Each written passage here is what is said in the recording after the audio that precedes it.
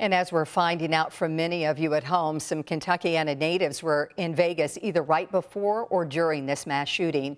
Our coverage continues with our Tabney Dozier reporting on a country music singer who had just visited for fun and a nurse who was called into action to help save lives. And Tabney, that singer, somebody we know, right. J.D. Shelbourne, and when you talked to him, he was shaken. Very much so. So, Rachel, I found out that him and his wife were planning on staying an extra day and even going to that music festival, but he is now safe in Nashville. He's from Taylorsville, Kentucky, and as a performer, he says he's rattled to hear tens of thousands of fans literally had nowhere to go.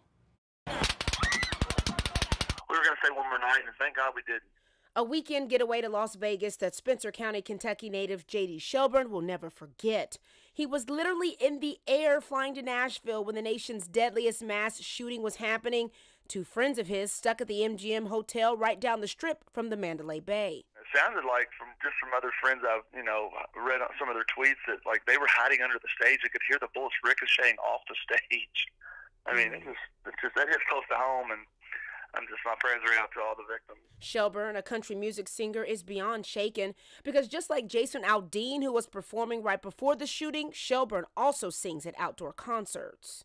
You know, you think about people who attend concerts just for fun and pleasure, and to think I think there was 22,000 people at that show last night, and just to think those, so many fans attended those last night, and for that senseless act to happen, it could happen anywhere, and that's what scares me. People just started flooding off these ambulances with shots of all different natures. Dean Harris is a traveling nurse from Clark County, Indiana. He's been hands-on with trying to save the lives of hundreds of victims. Eventually, we were running out of beds.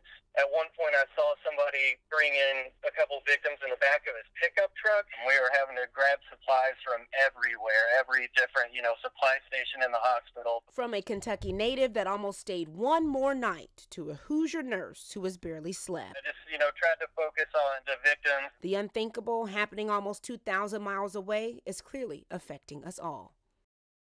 Again, Shelbourne is safe in Nashville with his wife, Amy. Harris will be back at the Las Vegas University Medical Center working his shift again tonight to help the more than 500 people still recovering from their injuries. Such a rough 12 hours, Rachel. Go ahead and send it over to you.